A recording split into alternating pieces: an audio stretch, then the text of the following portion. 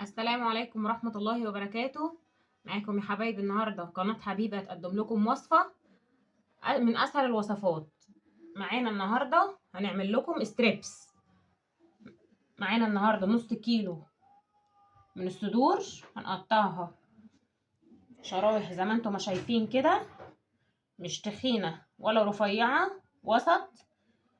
ومعاكم فصين توم مهروسين، معاكم بيضتين، ومعاكم كوباية لبن، معاكم نص ليمونة، ومعاكم البهارات بقى يا حبايبي. 7 بهارات: بابريكا، بهارات فراخ، كركم، فلفل اسمر، معلقة ملح، معلقة كبيرة بصل بودر. طبعا احنا بنحط البصل البودر، ما بنحطش توم بودر، لان احنا عايزين التوم يبقى ظاهر في التتبيلة حلو. لازم نحط توم مهروس، توم فريش. يلا هنجيب بولة مع بعض وهننزل بالبيضتين بتوعنا. طبعا الفراخ بتاعتنا يا حبايبي غسلينها بالليمون وبالملح كويس جدا، وبشوية دقيق. غسلناها وقطعناها شرايح زي ما انتم ما شفتوها كده الصدور. وهنبتدي ننزل بالبيض بتاعنا، وهننزل بالبهارات في البولة بتاعتنا، وهننزل بكوباية، ولا الأول هنضرب المكونات دي في البيض، هنربه في البيض. وهننزل يا حبايبي بكوباية اللبن، وهننزل بفصين الثوم المهروسين، ونضرب كل المكونات عشان نبتدي نعصر النص الليمونة بتاعنا.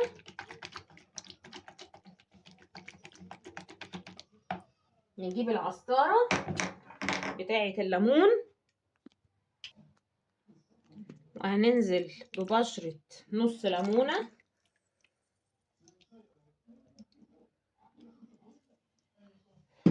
وهنقلب المكونات مع بعض عشان البيض يدخل في المكونات بتاعتنا. هننزل مع بعض بمعلقة سكر صغيرة، معلقة سكر صغيرة مش كبيرة يا حبايبي، عشان بتبقى طعمها حلو في التسوية بتاعت اي حاجة محمرة. وهننزل مع بعض بقى بالستريبس بتاعنا في الخلطة.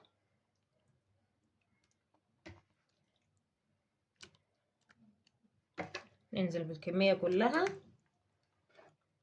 وهنسيبه في الخلطة، نغطي الطبق معانا بأي حاجة، بستريتش، بشنطة، بأي حاجة، بطبق، ونسيبه في التلاجة ساعتين، ونبتدي نعمل الكفر الخارجي بتاع الستريبس. هنبتدي نعمل الكفر الخارجي بتاع الستريبس بقى.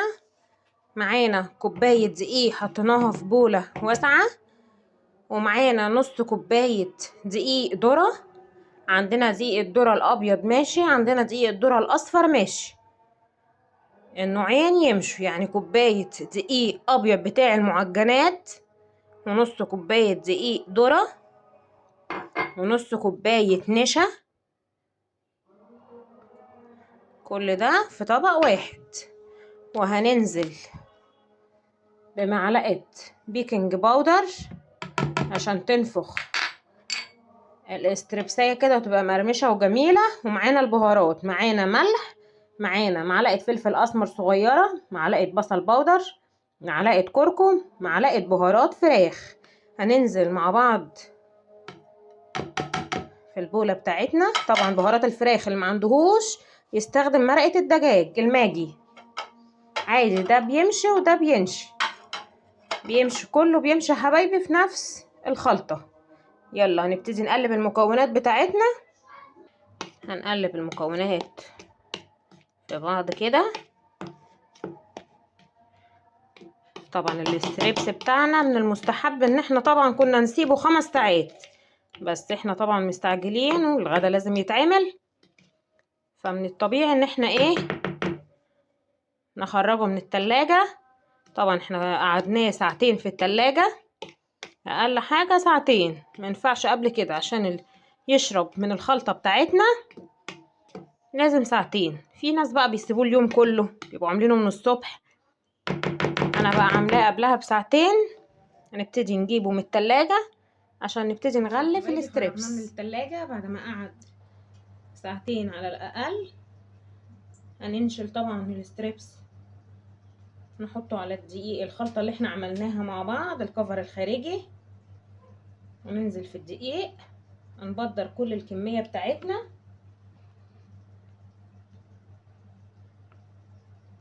نفضل بصوا نقلبه كده في الخلطة اللي احنا عملناها. هنعمل الكمية كلها ونرجع مع بعض ونشوف واحنا بنقلي. عملت الكمية اهو يا حبايبي كلها، بدرتها. يلا نبتدي بقى نروح نحط طاسة فيها زيت